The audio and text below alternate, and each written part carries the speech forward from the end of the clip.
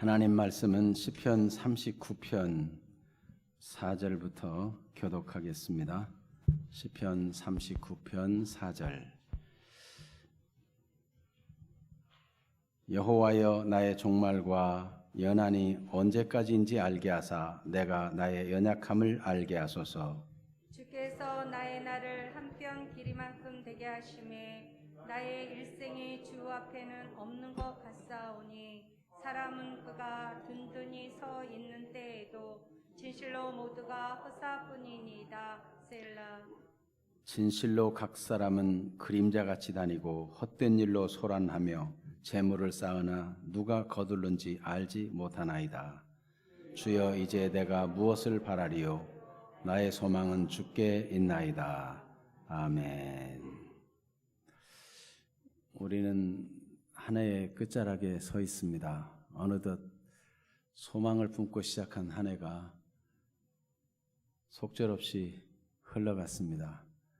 코로나 바이러스라는 복병을 만나 뜻하는 바를 잘 이룰 수도 없고 제약에 걸리고 한계에 걸려서 성취하지 못한 일들이 많이 있을 것입니다. 무슨 생각이 듭니까? 정말 인생이란 이런 겁니까? 인간이 이렇게 사는 존재입니까? 우리가 한 해의 마지막 주일을 맞이하는 것처럼 우리 인생도 어느 날 마지막 순간을 맞이하게 될 것입니다. 어떻게 살아야 되겠습니까? 오늘 다윗도 인생을 살다가 한계를 느낄 때 그는 하나의 메시지를 발견했습니다. 하나의 끝자락에 서 있는 우리도 하나님 앞에서 메시지를 발견하는 시간이 되기를 바랍니다. 다윗이 발견한 메시지는 인생은 제한된 인생이라는 거예요. 그래서 여기 4절에 보면 여호와여, 나의 종말과 연한이 언제까지인지 알게 하사 나의 연약함을 알게 하소서. 한계 있는 인생 고백하고 있죠. 피조물로서 인간은 모두 다 한계가 있습니다. 하나님은 전능하신 분이고 한계가 없는 무한한 능력과 권세를 가지신 분이요 무한한 지혜와 지식을 가지신 분입니다. 그러나 사람은 하나님의 형상대로 지음받았지만 피조물에 불과합니다.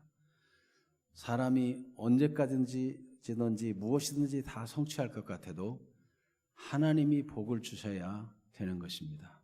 그래서 창세기 1장 27절 28절을 읽어볼까요? 하나님이 자기 형상 곧 하나님의 형상대로 사람을 창조하시되 남자와 여자를 창조하시고 하나님이 그들에게 복을 주시며 하나님이 그들에게 이르시되 생육하고 번성하여 땅에 충만하라. 땅을 정복하라. 바다의 물고기와 하늘의 새와 땅에 움직이는 모든 생물을 다스리라 하시니라. 그들에게 복을 주시니까 그들이 복을 받고 복을 누리게 되는 거죠.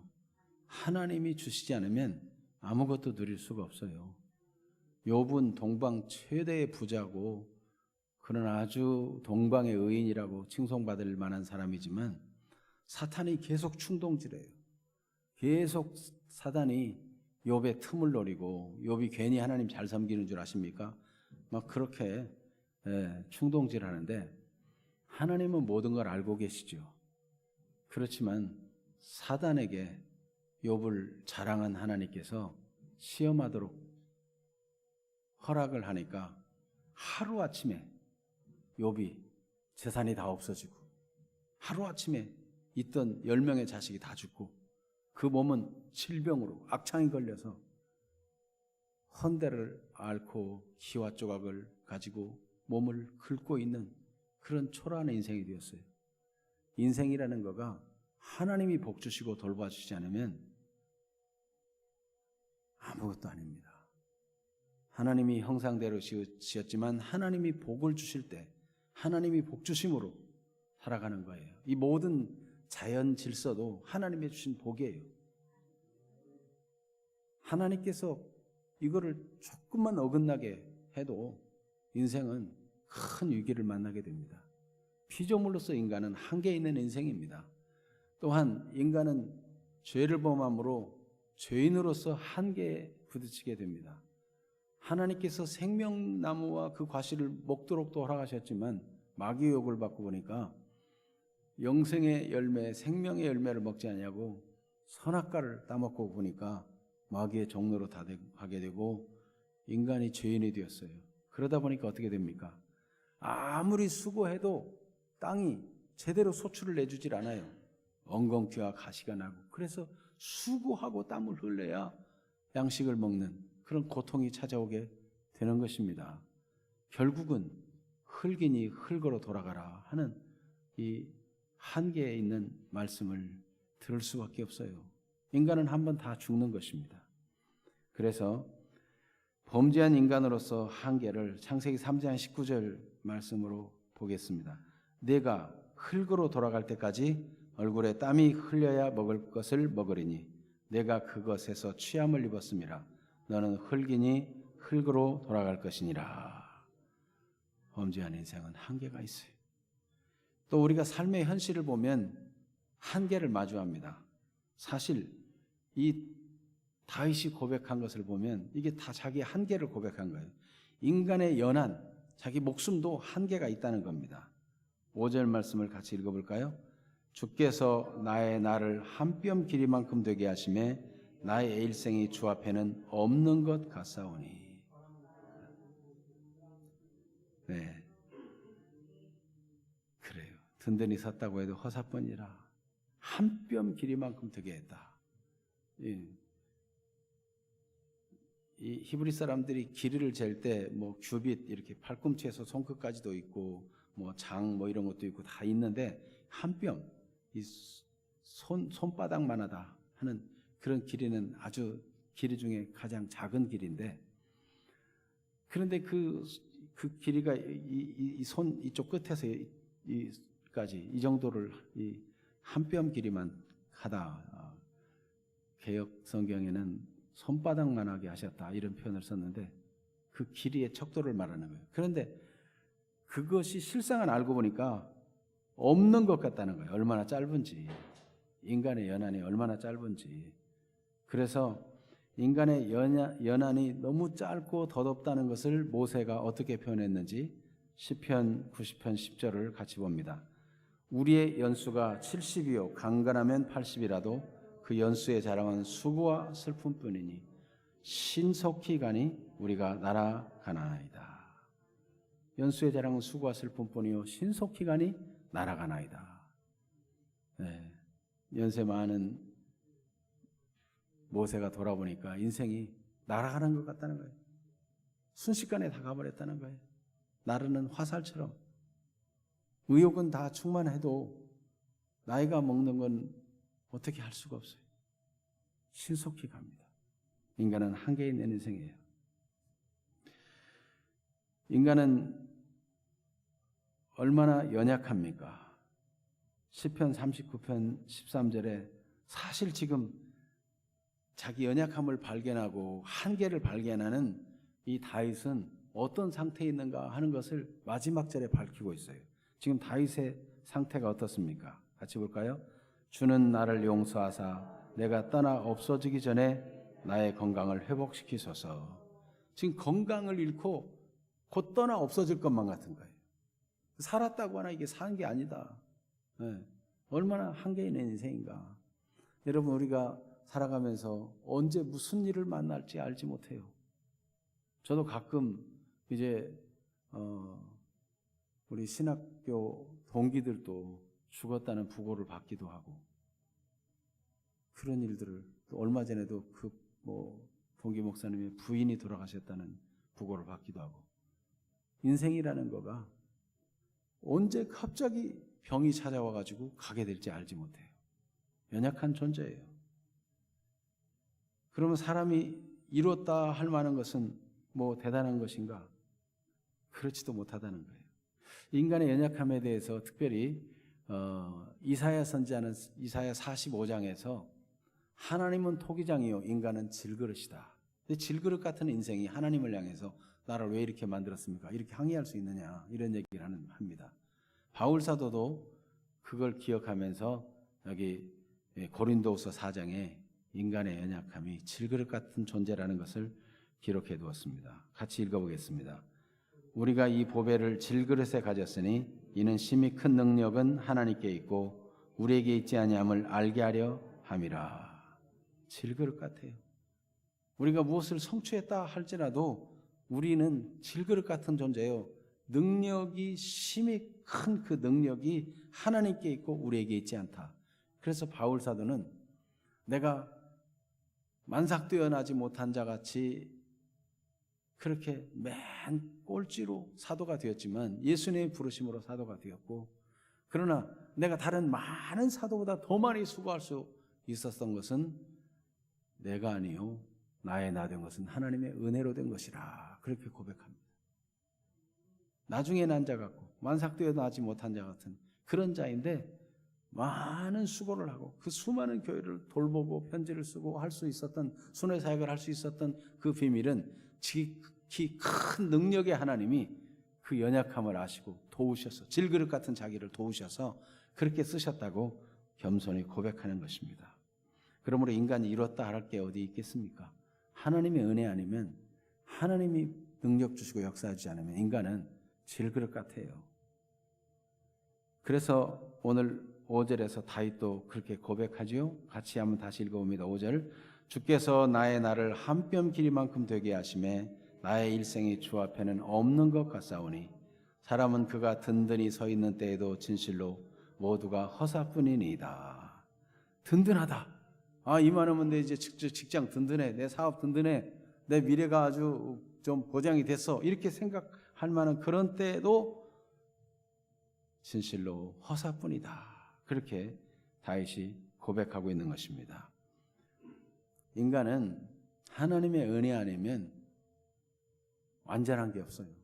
순간 다 멀어져요. 아무것도 안 해요.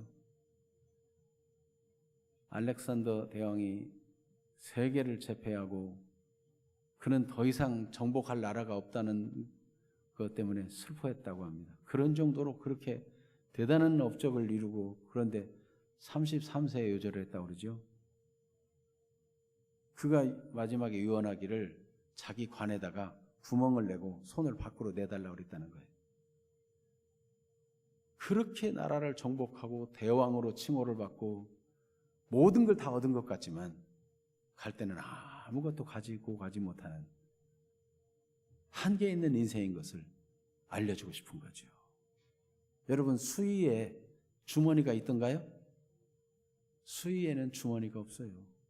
아무것도 가져가지 못하는 거예요. 인생은 그가 성취했다 하는 것도 다 허사입니다. 압살롬은 자식이었기 때문에 자기를 위해서 비를 세웠어요. 그거를 자랑스럽게 생각했어요. 그러나 그 아버지 다윗을 도전하다가 그는 살해당해 죽고 맙니다. 비를 세워놨으면 뭐합니까? 다 헛것에 불과한 것입니다. 인간이 이뤘다고 할 만한 것이 무엇인가? 든든히 서 있다고 생각하는 그때 그것이 허사라는 거예요. 그래서 전도서의 솔로몬도 보면 모든 것이 헛되고 헛되다, 그렇게 고백하는 것이죠. 다윗은 6절에 보면 뭘 이뤘다고 하는 것조차가 얼마나 헛된 것인지를 고백합니다. 성취했다는 게 아무것도 아니다. 6절 같이 읽어볼까요? 진실로 각 사람은 그림자같이 다니고 헛된 일로 소란하며 재물을 쌓으나 누가 거둘는지 알지 못하나이다. 각 사람은 그림자같이 다닌다. 그림자 허상이에요. 허상. 사막의 오아시스는 목마른 사람에게 목을 적셔주지만 사막에 다니면서 가장 힘든 일이 뭔가 하면은 오아시스인 줄 알고 찾아갔는데 신기루죠. 허상이에요. 가봤더니 모래 언덕뿐이라. 인생이 얻었다 잡았다 하는 것들이 다 신기루같이 사라지는 헛된 것들이라는 거죠.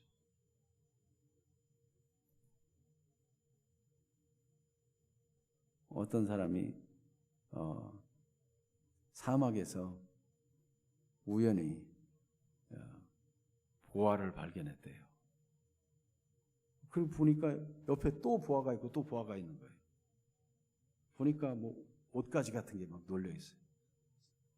사람들이 열심히 보화를 챙겼는데 알고 보니까 그 사람들이 그 많은 보화를 욕심내고 챙기다가 먹을 물, 식량 이런 게 떨어졌는데도 그것만 취하다가 결국은 먹을 게 없고 마실 게 없어서 거기서 죽은 거죠.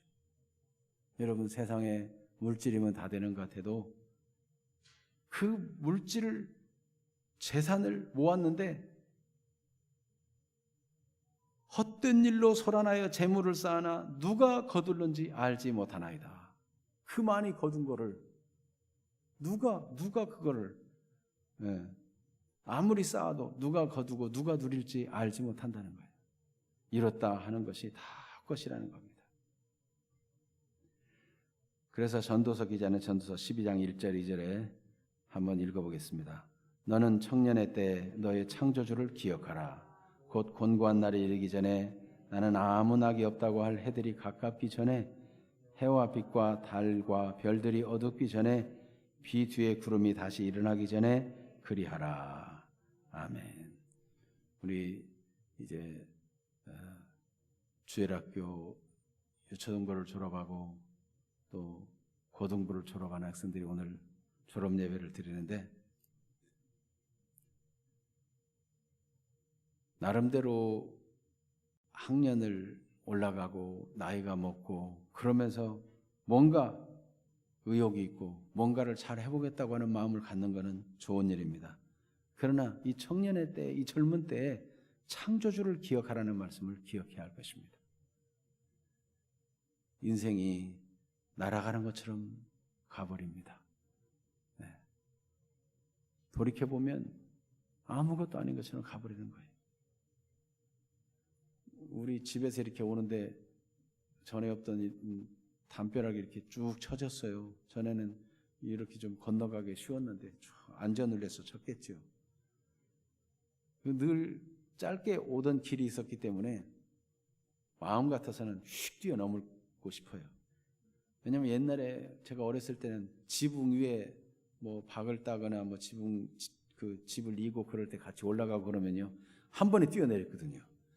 이 정도는 그냥 확 뛰어넘을 것 같은데 의욕일 뿐이에요. 조심해야지 다리 부러지죠. 네. 인간은 한계 있는 인생입니다. 인간이 자기가 어떤 존재인가를 알아야 돼요. 그런데 청년의 때는 막 의욕이 넘쳐요. 청소년 때는 막 의욕이 넘쳐요. 모든 걸 다 할 수 있을 것 같아요. 그래서 이것저것을 막 다 성취했다고 생각하지만 솔로몬도 얼마나 많은 부귀, 영화, 쾌락 다 누렸습니까? 그러나 그게 다 헛되고 헛되더라는 거예요.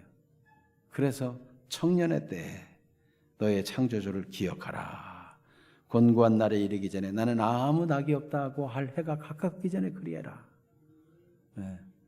저는 장모님과 함께 돌아가실 때까지 이렇게 모시고 지냈는데 보니까 세월이 갈수록 몸이 쇠약해지면서 나중에는요 아무 맛이 없다는 거예요. 입맛도 다 없어지고 그 무엇도 아무것도 즐거운 것도 없어지고 정말 하늘의 소망을 가지지 않았으면 인생이 정말 아무것도 아닌데 그래도 구주 예수님을 믿고 소망 중에 하나님 나라에 가셨으니 얼마나 다행인지요. 여러분이 이 땅에 얻었다, 취했다, 알았다, 잡았다 하는 것들은 다 구름처럼 아침 안개처럼 다 사라질 것입니다. 한 해의 마지막이 오는 것처럼 어느 날 그날에 우리 한 사람 한 사람이 다 서게 될 것입니다. 아직 기억력이 또렷하고 아직 우리의 눈이 반짝거리고 우리의 기력이 있을 때 창조주 하나님을 기억하고 하나님을 소망하는 분들이 되기를 바랍니다. 우리 졸업생들 특별히 하나님을 이 젊은 청년 때부터 청소년 때부터 기억하고 하나님 중심으로 살아간다면 허망한 인생이 되지 아니하고 하나님 앞에서 잘했다 칭찬받는 인생이 될 것입니다. 그렇게 되기를 축복합니다.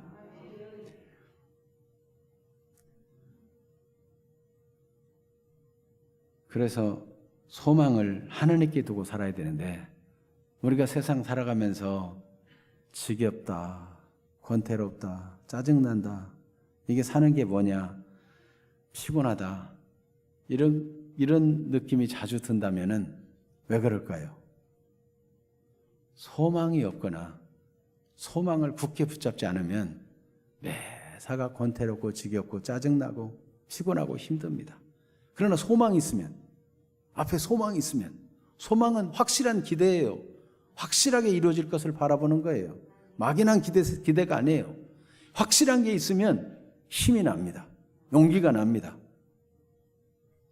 그래서 거룩한 삶을 지속할 수 있고 우리가 하나님을 향해서 변화된 삶을 추구하며 살 수 있는 것입니다. 우리가 요한계시록을 계속 보고 있는데 그 로마의 바벨론이라고 이름 붙여진 이 로마, 상징적으로 바벨론이라고 표현하는 거죠. 그 로마의 세력이 얼마나 그리스도인들을 괴롭히고 박해합니까? 그런데 그들이 그 환난을 겪어내고 인내하고 심지어 사로잡힐 자는 사로잡힐 것이요 또 죽게 될 사람은 죽게 될지라도 성도의 인내와 믿음을 가지는 이유는 무엇입니까?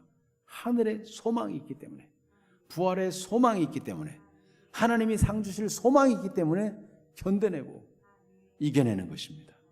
여러분, 소망의 사람들이 되기를 축복합니다. 그래서 요한일서 3장 3절에 보면 같이 볼까요? 주를 향하여 이 소망을 가진 자마다 그의 깨끗하심과 같이 자기를 깨끗하게 하느니라. 소망이 없으면 그냥 깨끗하게 바르게 거룩한 삶을 살려고 하지 않아요. 세상이 다 이런데 나만 이런다고 무슨 소용이 있겠어? 이러면서.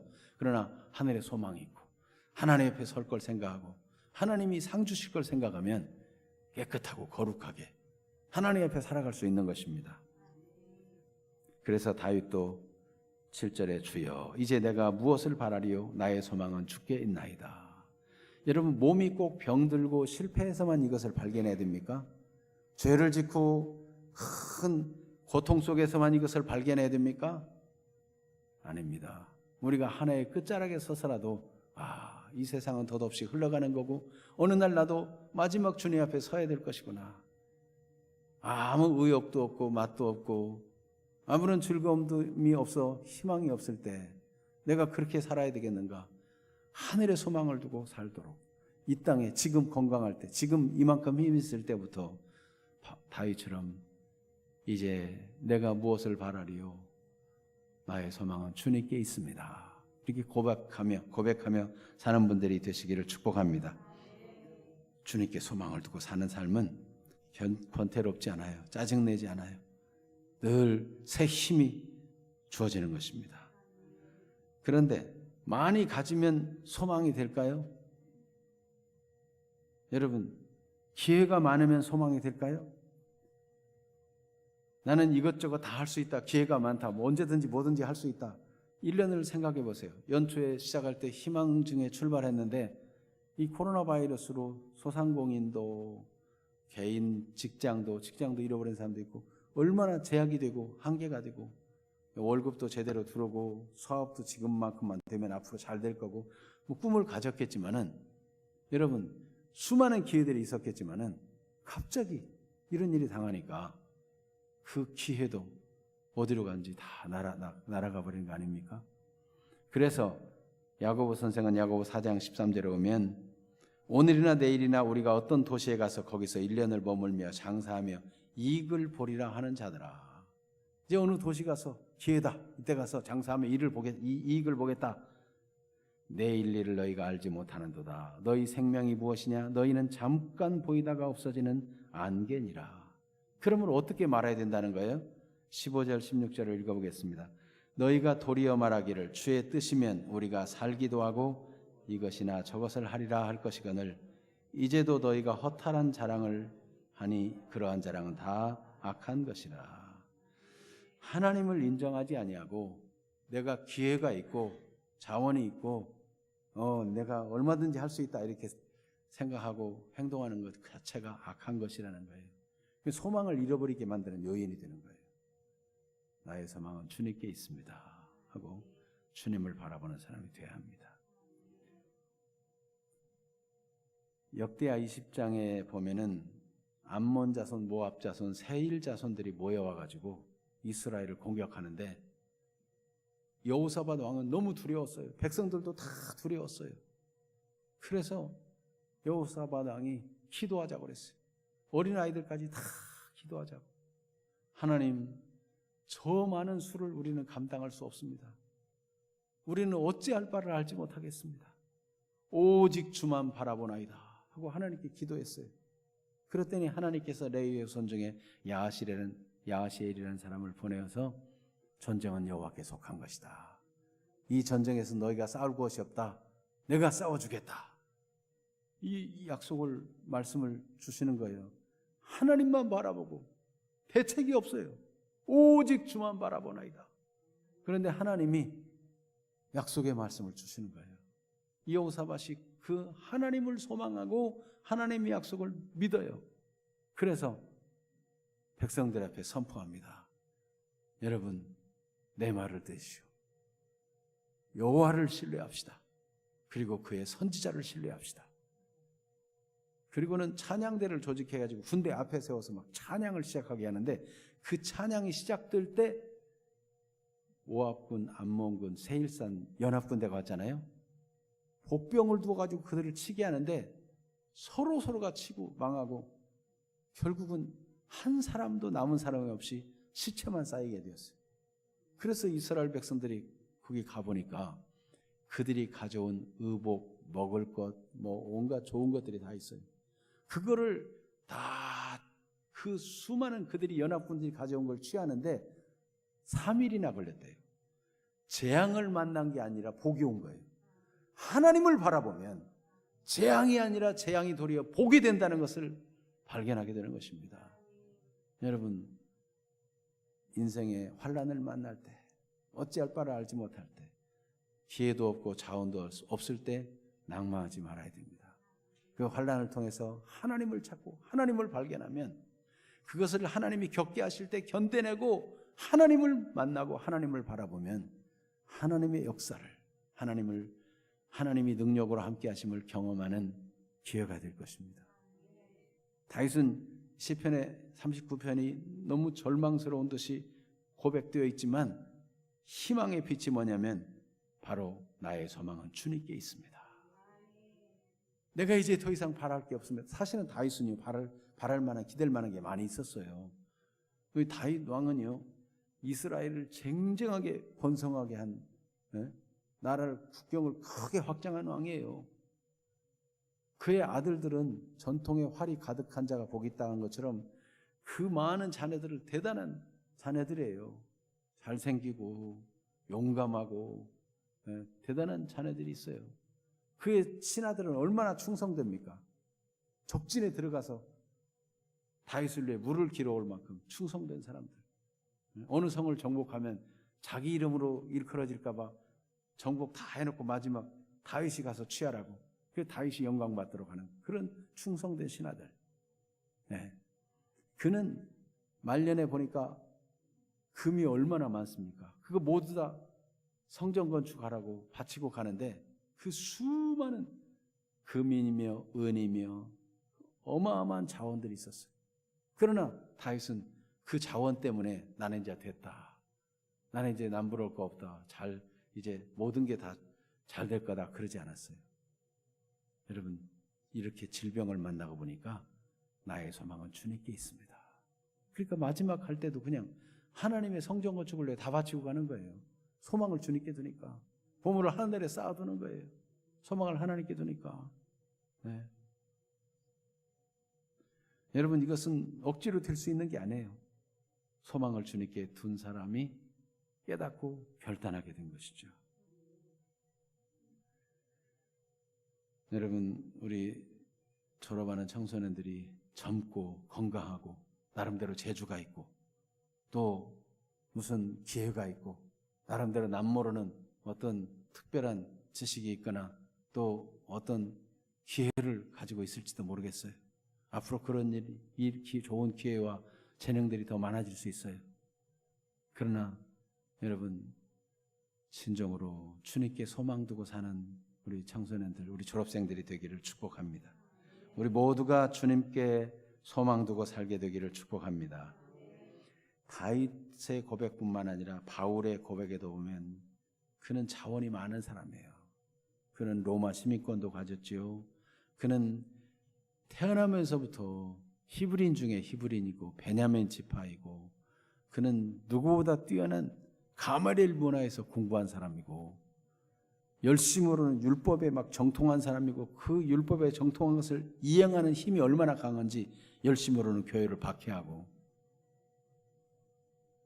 그는 뭐 대단한 사람이지만 그는 그 쟁쟁한 자원을 자랑하지 않았어요. 빌립보 3장에 그런 일에 대해서 얘기하지만 그것은 자기를 자랑하려는 것이 아니고 그것을 하나님께 소망 두고는 다 분토처럼 쓰레기처럼 배설물처럼 여겼다는 거예요. 그래서 그리스도 안에서 자기가 발견되기를 원하고 부활의 소망을 가지고 부활의 권능을 알기를 원하고 십자가의 비밀을 더 알기를 원하고 하나님께 소망 두고 살았어요.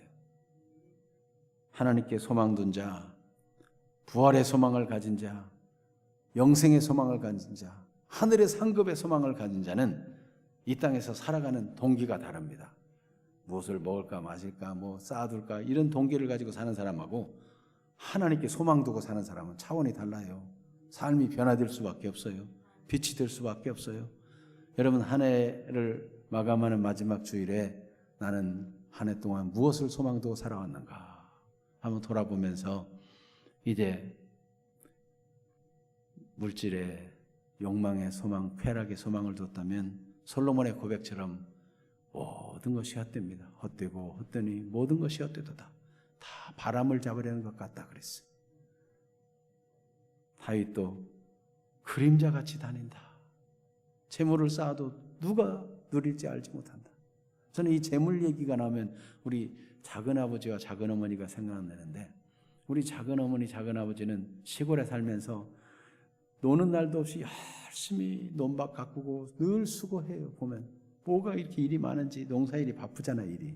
일은 농사일이 참 보통 고된 게 아닙니다. 일을 끝나면 그 다음 일이 또 기다리고 모를 심으면 또 뭐 잡초가 나오고 또 농약 쳐야 되고 뭐 거두면 배 와가지고 그걸 또 뭐 타작해야 되고 말려야 되고 다시 담아야 되고 탈곡해야 되고 이 일이 한도 끝도 없어요. 근데 늘 그렇게 했었는데 자식도 없이 그렇게 살면서 밭대기 논 맞이기를 늘려갔어요. 그러다가 저를 양자 삼겠다고 그랬었는데 근데 그 집의 문제는 그 우리 작은아버지의 장모님이 무당이에요. 무당. 나는 가기 싫었어요. 그래서 안 갔는데 나중에는 어디 양자를 하나 데려왔는데 나중에 우리 작은어머님은 당뇨에 걸려가지고 당뇨면 제대로 먹고 싶은 거 먹지도 못하잖아요. 병원도 제대로 몇 번 가보지도 못하고 돌아가시고 작은아버지도 그렇게 그냥 그럭저럭 집안에 여자가 없으면 차려주는 사람이 없으니까 굉장히 힘들어요. 그 얼마 건강하게 못 사시는 거예요. 그래서 정인석 씨가 지금 힘들 때 챙겨주는 사람이 없어서. 그래서 그렇게 집을 날마다 얼마나 깨끗한지 몰라요. 우리 작은아버지가 막 쓸고 닦고 막 마당도 깔끔하고 늘 그렇게. 그런데요, 그 양자가 어느 양자가 하루아침에 그냥 이리저리 해가지고 재산 다 날라버리고 말더라. 누구를 위해 쌓아두었어? 무엇을 위해 쌓아두었어? 말년에 우리 작은어머님이 그래도 교회 좀 다녔는데 그렇게 애써서 모았으니까 헌금도 제대로 못해. 아까워서. 누구를 위해 쌓아두었고 무엇을 위해 쓰려고. 여러분 인생이 허망합니다. 하나님께 소망 두고 사시기를 바랍니다. 하나님께 소망을 둔 사람은 어떻습니까? 시편 31편 24절 같이 읽어볼까요? 여호와를 바라는 너희들아 강하고 담대하라. 하나님을 바라보는 사람은요 강하고 담대해요. 담대합니다. 하나님이 나와 함께 계신다. 담대한 거예요. 하나님의 약속 붙잡고 담대한 거예요. 여러분 말씀을 고백하고 말씀을 주장하고 말씀대로 기도하고 말씀대로 바라고 말씀은 반드시 이루어지기 때문에 담대한 겁니다. 사람이 나를 어찌하리요? 주님께서 나와 함께 계시기 때문에 담대한 거예요. 로마서 12장 12절 같이 봅니다. 소망 중에 즐거워하며 환난 중에 참으며 기도에 항상 힘쓰며. 소망은 즐거움을 줘요. 소망. 산모가 언제 찾아올지 모르는 진통이 엄습하지만 그래도 어떻습니까? 아이를 낳을 소망이 있기 때문에 즐거운 거예요. 그 아이를 벌써 낳기 전에 태명부터 짓고 뭐 곰돌아 무슨 뭐 그러기도 하고 그러면서 즐거워하잖아요. 소망 중에. 여러분, 하늘에 소망이 있는 사람은 어떤 박해와 어려움이 있어도 요한계시록에 그 많은 박해에도 즐거워하고 환난도 참고 이겨내는 힘이 되죠. 여러분, 소망 중에 즐거워하며 환난 중에 참으며 기도에 항상 힘쓰며. 벌써 이게 삶이 소망 둔 자는 다른 거죠. 소망 둔 자는 코로나 바이러스니까 뭐 온라인 예배 드려야 된다 그래가지고 한 주, 두 주 예배 받고 마음이 자꾸 해이해지고 소망도 잊어버리고 그렇게 가서는 안 되는 거예요. 여러분, 온라인으로 드리든지 대면 예배를 드리든지 어디에 있든지 간에 소망을 주님께 두고 여러분 인생은 덧없이 지나갈 겁니다. 소망을 더욱 주님께 두고 든든히 주님 의지하면서 오히려 이런 상황 속에 더 믿음이 강해지고. 여러분, 중국 교회가 문화혁명으로 해가지고 탄압하기 때문에 박해를 받아 중국 교회가 다 지하로 숨었어요. 중국 공산당은 교회를 다 없앴다고 생각했어요. 그런데 알고 보니까 그 박해 속에서 합당하게 마음대로 예배 못 드리는 상황 속에서 오히려 더 크게 번성한 거예요. 지금 다시 박해가 일어나서 다시 들어갔지만 교회는 생명이고 하늘의 소망도 없기 때문에 약해지는 게 아니고 더 강해지는 것입니다. 지금 온라인 예배드리고 비대면 드리고 이러는데 약해지는 건 소망이 없기 때문에 그래요. 하나님께 소망이 없으면 세상이 좋고 교회 안 나오고 편하고 헌금도 안 하고 돈도 굽고 좋네 이렇게. 그러니까 온라인 예배 들어가지고 그래도 꾸준히 헌금을 변함없이 하나의 소망 두고 하는 사람이 있는가 하면은 언제 헌금 냈는지 그 이후로 없는 사람도 있어요. 소망을 어디에 두고 사는가? 여러분, 소망에 있는 사람은 환난도 참고 기도에 항상 힘쓰고 더 하나님께 드리고 이웃에게도 심고. 오늘 이제 그 러브 더 월드의 미혼모들을 위한 여러분 헌금에서 보낸 내용도 또 보고를 하게 될 것인데, 하늘에 소망 두는 사람은요 심을 수 있어요. 기쁘게. 요한복음 12장 24절 같이 읽어봅니다. 내가 진실로 진실로 너에게 이르노니 하늘의 밀이 땅에 떨어져 죽지 아니하면 한 알 그대로 있고 죽으면 많은 열매를 맺느니라. 심으면 썩는다고 생각해, 없어진다고 생각해, 잃어버린다고 생각해. 그건 농부가 아니에요. 농부는 소망 중에 심어요. 하늘의 밀이 땅에 떨어져 죽어야 돼요. 썩어져야 돼요. 그럼 어떻게 돼요? 거기서 싹이 나고 자라서 많은 열매를 맺어요. 소망 있는 사람은 심는 거예요. 로마서 8장 25절에 같이 봅니다. 만일 우리가 보지 못하는 것을 바라면 참음으로 기다릴지니라. 보지 못하지만 약속을 믿고 참고 기다리고, 약속을 기다리기 때문에 믿음으로 말씀을 고백하며 기도하고 말씀을 선포하고 말씀을 주장하고 말씀대로 될 줄로 믿습니다. 이렇게 나갈 수 있는 거예요. 이 소망이 있기 때문에 참고 견디면서 말씀에 대한 소망을 가지고 사는 거죠. 베드로전서 1장 13절 같이 볼까요? 그러므로 너희 마음의 허리를 동이고 근신하여 예수 그리스도께서 나타나실 때 너에게 가져다 주실 은혜를 온전히 바랄지어다. 아멘. 예수 그리스도께서 나타나실 때 온전한 은혜가, 온전한 선물이 다 그걸 다 누리게 될 거예요. 그 예수 그리스도의 나타나실 날이 가까워오고 있어요. 이거는요, 예수님께서 오신다고 말씀하고 있는데 그 단어가 예수님의 재림에 대한 표현은 현재형이에요. 현재형. 지금 오고 있는 거예요. 오고 있는 거. 미래 언젠가 오겠지가 아니에요. 현재형이에요. 지금 깨어 정신을 차려 기도해야 되고, 지금 오실 주님을 맞을 준비를 하고, 지금 오시리라고 생각하지 않는 사람은 자다가 도적을 맞는 것과 같이 된다는 거예요. 지금 소망을 굳게 붙잡고 지금 믿음을 일깨워서 우리가 어느 날 순간 우리의 마지막 날에 서게 될 것입니다. 그때야 뭘 해보려면 안 되는 거예요. 마지막 죽는 순간에 무엇을 할 수가 없어요. 입맛도 다 잃고 의욕도 다 잃고 아무것도 할 능력도 없고, 그날이 오기 전에 하늘의 소망을 품고 하늘의 소망을 가진 자로, 부활의 소망을 가진 자로, 영생의 소망을 가진 자로, 하나님 앞에 상 받을 소망을 가진 자로 심고 베풀고 사랑하며 소망 중에 승리하는 사람들이 다 되시기를 축복합니다. 기도하겠습니다. 이 시간 말씀을 생각하면서 잠시 기도하겠습니다. 우리도 다윗처럼 나의 소망은 주님께 있습니다, 이렇게 고백합시다. 꼭 병들어서 고백해야 되겠습니까? 어려운 만난 다음에 고백해야 되겠습니까? 지금 소망을 주님께 두고 주님 앞에 살아가겠습니다. 주님이 나의 소망입니다. 주님께 고백하고 우리의 죄나 허물은 자백하며 버리고 주님께 소망 두고 사는 거룩한 삶을 추구하는 아름다운 시간이 되기를 바랍니다. 각자가 기도하겠습니다. 하나님 우리 아버지,